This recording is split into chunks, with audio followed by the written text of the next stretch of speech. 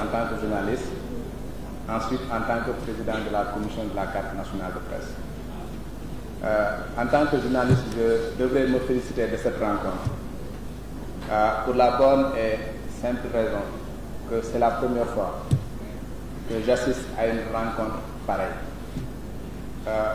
On a parlé sans complaisance. Je pense que le commissaire Diop vient de faire un diagnostic sans complaisance et nous sommes tous d'accord sur le diagnostic qu'il a eu à faire. Nous sommes tous d'accord.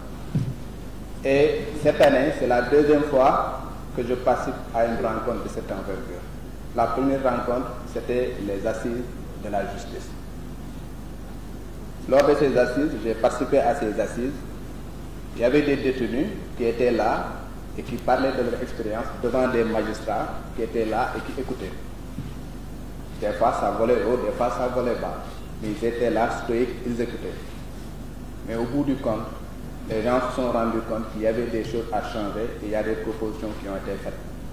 Je peux donner l'exemple du retour de parquet. Il y a des gens qui ont raconté un certain nombre de choses. Je sais qu'au niveau de la police, il n'y a pas un budget qui est consacré pour gérer les retours de parquet et consorts. Et à partir de cela, il y a des propositions qui ont été faites pour corriger tout cela. Encadrer les retours de parquet, mettre un budget également pour gérer les personnes qui sont amenées en retour de parquet. Parce que les gens ont pris la peine de discuter et de trouver des solutions.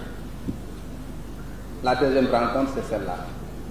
Nous sommes là, nous tous, nous poursuivons des missions de service public.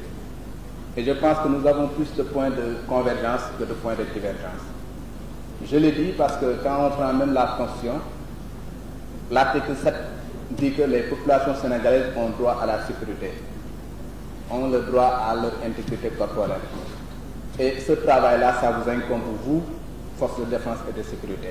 Vous descendez à l'article 8, c'est tout simplement le droit à l'information qui nous incombe, nous, journalistes. Même quand on part dans les process, nous avons pratiquement les mêmes procédures. Triptyque, collecte, traitement, diffusion d'informations. Là où nous parlons d'informations, vous parlez des renseignements. Vous collectez des renseignements, vous les traitez, et après, s'il y a des infractions, vous arrêtez. Nous, on n'arrête pas, on diffuse l'information.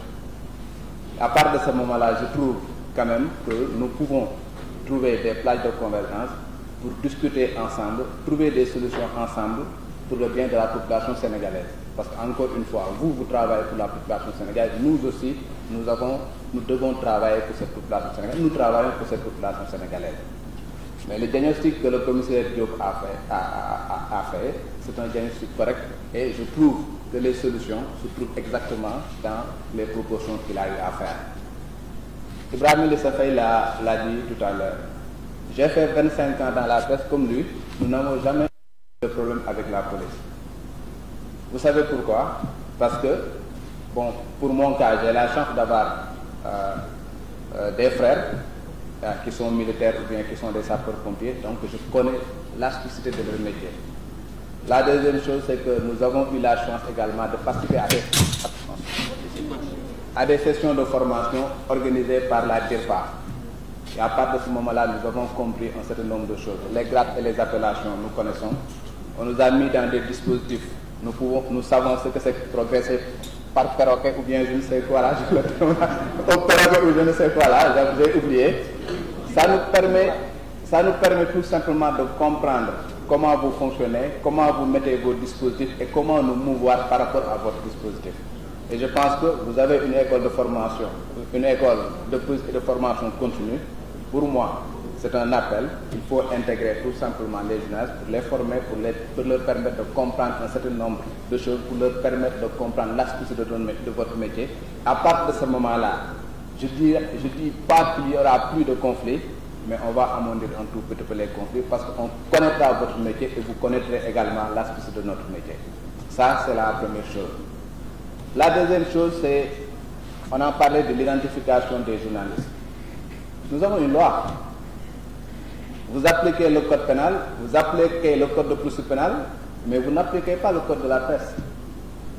Le code de la presse dit que seuls les titulaires de carte nationale de presse peuvent se prévaloir de la qualité de journaliste et de technicien des médias lorsqu'il s'agira de descendre sur le terrain pour collecter des informations. À partir de ce moment-là, le premier élément d'identification du journaliste, c'est la carte nationale de presse. Est-ce qu'on l'exige sur le terrain?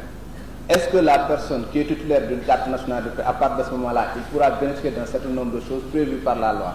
Parce que la carte de presse, quand même, donne droit aux journalistes qui le détiennent à avoir accès aux informations, que ce soit sur le terrain, que ce soit au niveau des bureaux, bien lorsqu'il s'agit de chercher un document administratif. La police ne l'applique pas, et au moment où je vous parle, certaines ambassades l'appliquent par exemple. Je vous donner l'exemple de l'ambassade des États-Unis.